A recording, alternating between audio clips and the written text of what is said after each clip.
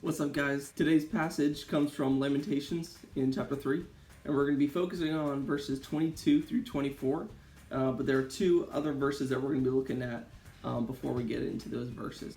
First of all, the book of Lamentations is basically a book of lament, which means sadness, it means mourning, it means getting over certain pains. And so the guy who wrote this, though he is unknown, has basically just witnessed God's people being destroyed, God's country being destroyed, God's temple being destroyed. And even in the Old Testament, as you read through the Old Testament, you get to this point and it almost seems like all hope is lost. It almost seems like God's entire plan has just been decimated.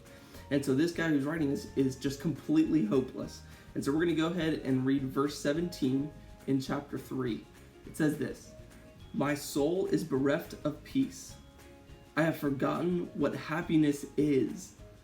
So I say, my endurance has perished, and so has my hope from the Lord." And so you see this man who's just completely distraught.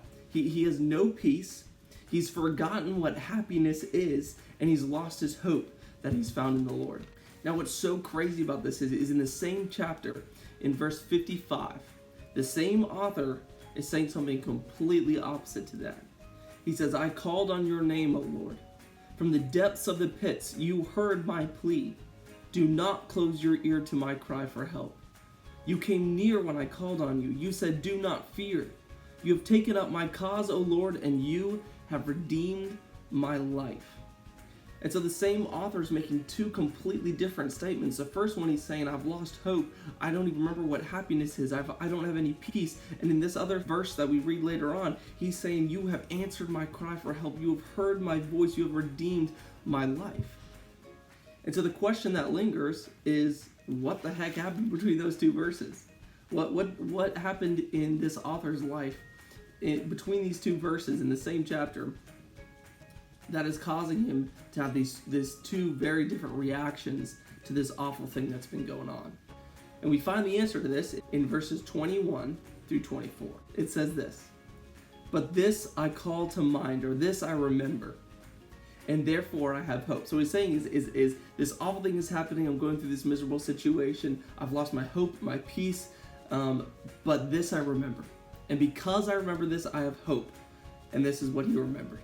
He remembers the steadfast love of the Lord never ceases.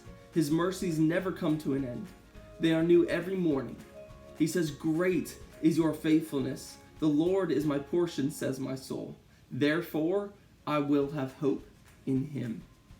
And so the craziness of this entire passage is that he goes from this absolutely miserable state of mind to this place of utter joy and redemption because he remembered these things about the Lord.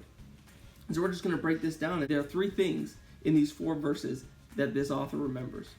The first is the love of God. He remembers the love of God. The second is his mercies. He remembers that his mercies, the Lord's mercies, never end. And the third is the Lord's faithfulness. He remembers that God is faithful regardless of the situation. That even in situations in this author's past where it seemed to be hopeless, it seemed to be like God had left him on his own, he remembered that God was faithful in those situations, and he remembers that God is still faithful in this time. You know, in the last few days, it's been crazy. All I've seen on social media is what you guys have seen as well. It is all responses and laments and struggles with this George Floyd murder. And this situation is so intense that our entire country has completely forgot about the global pandemic that's been going on, the coronavirus, because we are so struggling with this situation. We are so just wrestling through, what are we supposed to be doing? What am I supposed to do in response to this act of hate? And it's become growingly difficult to see not just the situation itself, not just the murder itself, and not just the immediate reactions, but all the responses. Every post has a million comments on it that are different reactions, and everyone has their own opinions, and everyone's sharing their own thoughts and their own ideas, and it's just been overwhelming and intense to be able to witness the different ways that our country is reacting to this. And the more I get sucked into this, the more I'm aware of the sinful, messed up, rebellious heart of our country.